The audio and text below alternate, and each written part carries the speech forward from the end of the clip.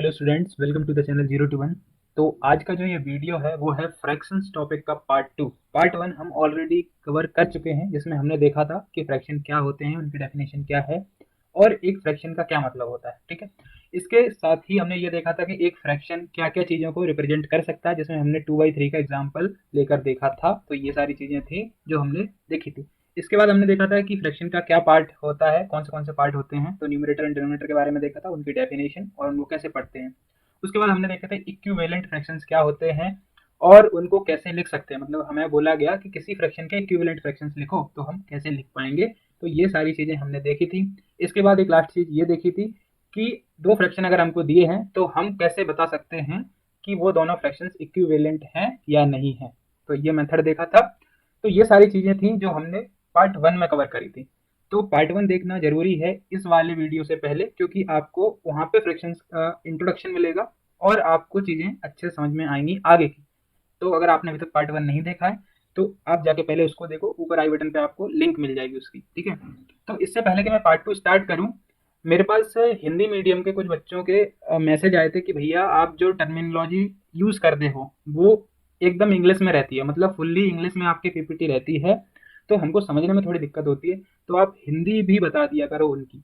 तो मैं हर स्लाइड में तो हिंदी वर्ड का यूज़ नहीं करूँगा, पर मैं आपकी हेल्प के लिए एक स्लाइड में जो भी टर्मिनोलॉजी है फ्रैक्शन से रिलेटेड वो हर वीडियो में पहले डाल दिया करूँगा।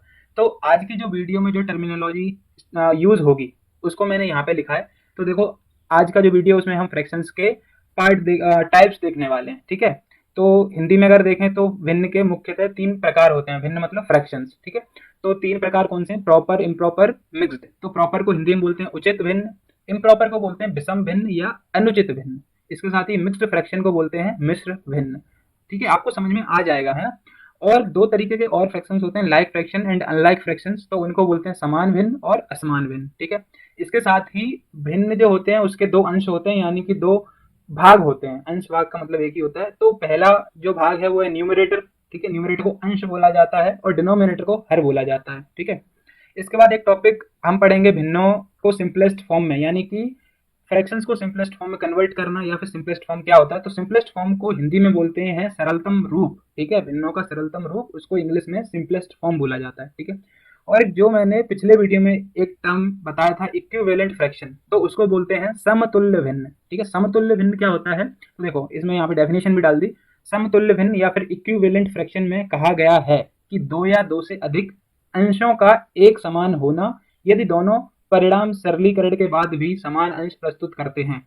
कुल मिला के बात यह है, इक्विवेलेंट फ्रैक्शंस वो फ्रैक्शंस हैं अगर उनका हम सरलीकरण करें, यानी कि सिंपलेस्ट फॉर्म में उनको कन्वर्ट करें, तो दोनों एक ही वैल्यू दें। ठीक है, और आपको और अच्छे समझना है तो पिछले वीडियो में आप देखो, वहां पर समझाया है। तो ये सारी मुख्य, है ना, टर्मिनोलॉजी है हिंदी और इंग्लिश की। तो आपको मैंने यहाँ बता दिया। अगर आप एक हिंदी मीडियम के बच्चे हो और इस वीडियो को देख रहे हो तो आप अपनी कॉपी में नोट कर लो। तो आपको जब मैं आगे समझाऊंगा तो आप रिलेट करते रहना कि अगर मैं प्रॉपर फ्रैक्शन बोल रहा हूँ तो उसका मतलब उचित भिन्न है, अगर मैं सिंपलेस्ट फॉर्म बोल रहा हूँ तो उसका मतलब सरलतम रूप है, अगर मैं इम्प्रॉपर फ्रैक्शन बोल रहा हूँ तो विषम भिन्न या अनुचित भिन्न की बात हो रही है, अगर मैं न्यूमरेटर बोल रहा हूँ तो अंश की बात हो रही है, अगर मैं डिनोमिनेटर बोल रहा हूँ तो हर की बात हो रही है। तो आई होप कि ये वाली जो स्लाइड है ये आपको बहुत ज़्यादा हेल्प करेगी और आपको समझने में ईजी होगा। अब जब मैं पढ़ता था ना तो मेरे साथ भी ये चीज़ें थी, तो मैं सोचता था कि काश सर ने ऐसा कर दिया होता इस वीडियो में तो मुझे समझने में ज़्यादा आसानी होती। तो मैं अपने एक्सपीरियंस प्लस तुम्हारी प्रॉब्लम्स के घुल मिला के सोल्यूशंस को यहाँ पे डालता हूँ। ठीक है, वीडियो में। और आपको कोई और सजेशन देना हो तो आप कमेंट बॉक्स में दे सकते हो, या फिर अगर आप मेरे से सोशल मीडिया पे जुड़े हो तो वहाँ पे भी आप बता सकते हो। ठीक है, तो फिर चलिए देखते हैं सिंपलेस्ट फॉर्म की डेफिनेशन। तो सिंपलेस्ट फॉर्म की जो डेफिनेशन है वो कहती है, if fraction is said to be in simplest form और लोवेस्ट टर्म्स। ठीक है, if its numerator and denominator have no common factors except one, that is the HCF of numerator and denominator is one. इस definition में बोला गया है कि एक फ्रैक्शन को हम सिंपलेस्ट फॉर्म में या फिर लोवेस्ट टर्म्स में तब कहेंगे अगर उसका न्यूमरेटर एंड डिनोमिनेटर का जो कॉमन फैक्टर है वो वन के अलावा और कुछ नहीं होगा। मतलब जो एचसीएफ होगा न्यूमरेटर एंड डिनोमिनेटर का वो सिर्फ वन होना चाहिए, उसके अलावा कुछ और एचसीएफ हुआ तो फ्रैक्शन सिंपलेस्ट फॉर्म में नहीं होगा। ठीक है, तो आप सिंपलेस्ट फॉर्म बोल सकते हैं या फिर लोवेस्ट टर्म्स बोल सकते हैं। कैसे? ऐसे देखो, मान लो 4/26 है तो हम ये कह सकते हैं कि 4/26 को सिंपलेस्ट फॉर्म में कन्वर्ट करो या सिंपलेस्ट फॉर्म में लिखो, या फिर हम ये भी लिख सकते हैं कि 4/26 का आप लोवेस्ट टर्म्स लिखिए, या फिर 4/26 को इसकी लोवेस्ट टर्म में लिखो। ठीक है, ये दो तीन बातें जो मैंने बोली उनका मतलब सेम है। तो अब इस क्वेश्चन पे ध्यान देते हैं कि क्या बोल रहा है। Which of the following fractions are in simplest form. तो पहला फ्रैक्शन है 4/26, दूसरा है 18/35। तो देखें, अभी हमको चेक करना है कि ये सिंपलेस्ट फॉर्म में है या नहीं। तो अगर हम 4/26 को देखें तो इसमें न्यूमरेटर जो है वो 4 है एंड डिनोमिनेटर है वो 26 है। तो फैक्टराइज करते हैं इनको। 4 के जो फैक्टर है वो 2 और 2 है, 26 के फैक्टर है 2 है और 13 है। तो देखो कॉमन फैक्टर क्या आ रहा है, यहाँ पे भी 2 है और यहाँ पे भी 2 है, तो 2 कॉमन फैक्टर आया, इसके अलावा कुछ और है नहीं। तो एचसीएफ 4 एंड 26 का क्या आ गया, 2। Since HCF of 4 and 26 does not equal to 1, therefore 4/26 is not in its simplest form। जैसा कि डेफिनेशन में बोला गया था कि सिंपलेस्ट फॉर्म होने के लिए न्यूमरेटर एंड डिनोमिनेटर का जो एचसीएफ होता है वो सिर्फ 1 होना चाहिए, पर यहाँ पे 2 है, तो इसलिए ये 4/26 जो है वो सिंपलेस्ट फॉर्म में नहीं है। अल्टरनेटिवली, मतलब दूसरे शब्दों में या विपरीत शब्दों में हम कह सकते हैं, we can say that since the numerator and denominator have common factor 2, ठीक है, कॉमन फैक्टर जो है 2 के बराबर है, therefore fraction 4/26 is not in simplest form. तो दूसरे शब्दों में हम ये कह सकते हैं कि जो न्यूमरेटर एंड डिनोमिनेटर का जो कॉमन फैक्टर है वो 2 है, जो कि 1 के बराबर नहीं है, इसलिए 4/26 सिंपलेस्ट फॉर्म में नहीं है। ठीक है, दूसरा देखते हैं 18/35। तो इसमें न्यूमरेटर क्या है 18, डिनोमिनेटर क्या है 35। इनको फैक्टराइज करिए। 18 के फैक्टर क्या है 2 3 3, ठीक है, और 35 के 5 और 7 है। तो अब क्या कोई कॉमन फैक्टर दिख रहा है, नहीं है, सिर्फ 1 कॉमन फैक्टर है, तो इसलिए यहाँ पे लिखा है HCF of 18 and 35 is equal to 1, therefore 18/35 is in its simplest form। ठीक है, तो चेक करने का तरीका आपको आ गया होगा। तो यार देखो, अगर आपको ये यहाँ पे डाउट आया कि सर आपने 1 तो लिखा ही नहीं है, तो यार एचसीएफ जब मैंने पढ़ाया था एचसीएफ निकालना, तो वहां मैंने बताया था कि 1 को लिखो या ना लिखो बात बराबर है मल्टीप्लीकेशन में। अगर कुछ नहीं दिखता है तो हम 1 मान लेते हैं। ठीक है, और अगर आपको एचसीएफ नहीं आता है इस अभी कैसे निकालना है एचसीएफ को, तो आई बटन पे वीडियो देखो, दिख रही होगी, वहां जाके आप एचसीएफ सीख सकते हो, फिर आप आगे पढ़ना कॉन्सेप्ट, क्योंकि एचसीएफ और एलसीएम ऐसे टॉपिक्स हैं वो तो कहीं भी घूमते फिरते रहते हैं। ठीक है, तो एचसीएफ एंड एलसीएम को सीखना भी जरूरी है। तो आगे चलते हैं। तो अब है methods to reduce a fraction to its simplest form. अभी हमने चेक किया था कि वो दोनों फ्रैक्शंस हैं वो सिंपलेस्ट फॉर्म में है कि नहीं, पर अब हम कैसे रिड्यूस कर सकते हैं। मतलब अगर हमको एक फ्रैक्शन दिया है और वो सिंपलेस्ट फॉर्म में नहीं है और हमको बोला जाए कि इस फ्रैक्शन को सिंपलेस्ट फॉर्म में कन्वर्ट कर दो, रिड्यूस कर दो सिंपलेस्ट फॉर्म में, तो हम कैसे करेंगे। तो उसका मेथड 1 देखो। मेथड 1 में लिखा है, a given fraction is expressed in lowest terms और into simplest form by dividing the numerator and denominator by their HCF. अब जैसा कि हमने अभी देखा था कि एचसीएफ 1 होना चाहिए, तो कोई फ्रैक्शन सिंपलेस्ट फॉर्म कब नहीं होगा, जब न्यूमरेटर एंड डिनोमिनेटर में कुछ होगा एचसीएफ 1 के अलावा। तो अगर हम न्यूमरेटर एंड डिनोमिनेटर को उसी एचसीएफ से डिवाइड कर देंगे तो वो जो कॉमन फैक्टर है वो खत्म हो जाएगा और जो फ्रैक्शन है वो रिड्यूस हो जाएगा लोवेस्ट टर्म्स में। तो यही पहला मेथड कहता है और हम इसी मेथड को इस एग्जांपल में अप्लाई करके दिखाने वाले हैं। तो 20/72 को हमको लोवेस्ट टर्म्स में कन्वर्ट करना है, ठीक है, या फिर लिखना है। तो यहाँ पे न्यूमरेटर 27, डिनोमिनेटर है 72। तो प्राइम फैक्टराइजेशन करेंगे हम इनका। तो 27 के जो प्राइम फैक्टर्स हैं वो 3 3 3 आए, 72 के आए 2 2 2 3 एंड 3। तो कॉमन फैक्टर क्या क्या है, 2 3 कॉमन है और तो कुछ कॉमन है नहीं। तो एचसीएफ जो 27 और 72 का आया वो 9 आ गया। तो अब हमको क्या करना है, जो 9 एचसीएफ आया उससे न्यूमरेटर एंड डिनोमिनेटर को डिवाइड करना है। तो ये डिवाइड किया 27 को 9 से एंड 72 को 9 से, तो क्या आ गया हमारे पास 3/8। तो जो 3/8 है वही हमारा लोवेस्ट टर्म है 27/72 का, या फिर हम ये कह सकते हैं कि 27/72 का जो सिंपलेस्ट फॉर्म है वो 3/8 है। तो ये था मेथड 1। आप और क्वेश्चन प्रैक्टिस करना, आपको और अच्छे से क्लियर होगा। अब देखते हैं मेथड 2। अब देखो यार, मेथड 1 बहुत कम लोग यूज करते हैं, वो सिर्फ पढ़ने के लिए है, पर मेथड 2 जो है हम जनरल लाइफ में यूज करते हैं, जिसको हम अपनी नॉर्मल भाषा में बोलें तो काटा पीटी वाला मेथड। ठीक है, इसमें क्या करना है, द गिवन फ्रैक्शन में also be express in lowest term by cancelling और removing the common factors in steps. मतलब हम स्टेप्स में काटते जाते हैं, रिमूव करते जाते हैं कॉमन फैक्टर्स। तो यहाँ पे एग्जाम्पल लिया है 56/70, इसको लोवेस्ट टर्म्स में लिखना है।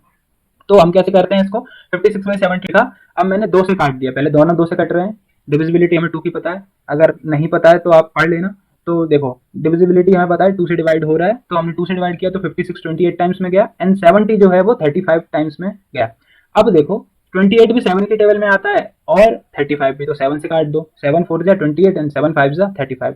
अब 4 और 5 दोनों ही अलग है, किसी भी कॉमन टेबल में नहीं आते, तो 4/5 हमने यहाँ लिख दिया। अब यही इसका लोवेस्ट टर्म है, मतलब काट पीट के जो आया वो लोवेस्ट टर्म, यही तो हम यूज करते हैं कैलकुलेशन में। तो ये जो चीजें मैंने अभी आपको यहाँ समझाई, करके दिखाई कह सकते हैं, वो यहाँ पे लिखी है वर्ड्स में। We have divided first by common factor 2 है ना, then by 7, now the fraction has low common factor left except 1। अब इन दोनों के बीच में 1 के अलावा और तो कुछ कॉमन फैक्टर है नहीं, तो बस हो गया हमारा काम। Hence 56/70 in its lowest terms equal to 4/5। तो जो 56/72 का लोवेस्ट फॉर्म है या लोवेस्ट टर्म है वो ये है 4/5। ठीक है, तो इसके ऊपर क्वेश्चन करो प्रैक्टिस तो कर लेना, नहीं तो ये तो आपको आता ही होगा।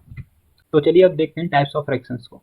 तो अभी मैंने जब वीडियो स्टार्ट किया था तब मैंने बता दिया था आपको कि लाइक फ्रैक्शन, प्रॉपर फ्रैक्शन और इम्प्रॉपर फ्रैक्शन को हिंदी में क्या कहते हैं। तो अगर आप हिंदी मीडियम वाले बच्चे हो और देख रहे हो तो आपको ज़्यादा समझ में आए तो आप उस चीज़ को नोट करके पेपर में रख लिए हो, ऐसा मैंने बोला था, और अब आप उसको यूज़ कर सकते हो यहाँ पे। ठीक है, तो देखते हैं फिर लाइक फ्रैक्शंस को।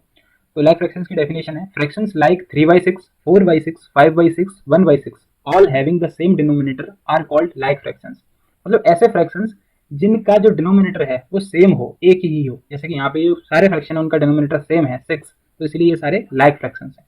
दूसरा है अनलाइक फ्रैक्शंस। तो fractions like 1/3, 3/5, 9/7, 8/9 all having different denominator are called unlike fractions.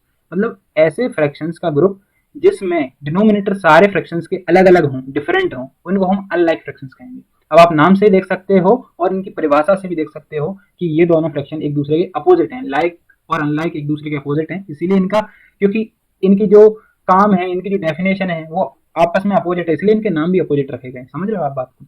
तो फिर तीसरा फ्रैक्शन देखो, proper fraction. Fractions like 1/3, 3/5, 2/7 in which the numerator is less than denominator are called proper fraction. मतलब ऐसे फ्रैक्शंस जिसमें जो न्यूमरेटर है वो छोटा होता है और डिनोमिनेटर है वो बड़ा होता है, तो वैसे फ्रैक्शंस को हम प्रॉपर फ्रैक्शंस कहते हैं। चौथा जो है वो है इम्प्रॉपर फ्रैक्शंस। तो इम्प्रॉपर फ्रैक्शन क्या होते हैं, fractions like 2/2, 8/5, 23/7, 15/9 in which the numerator is either equal to or greater than denominator are called improper fraction।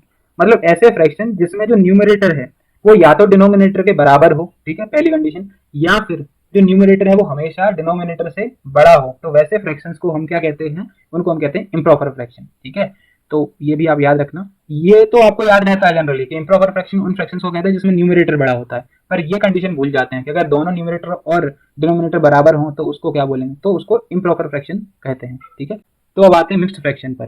Fractions like 3 whole 4/7।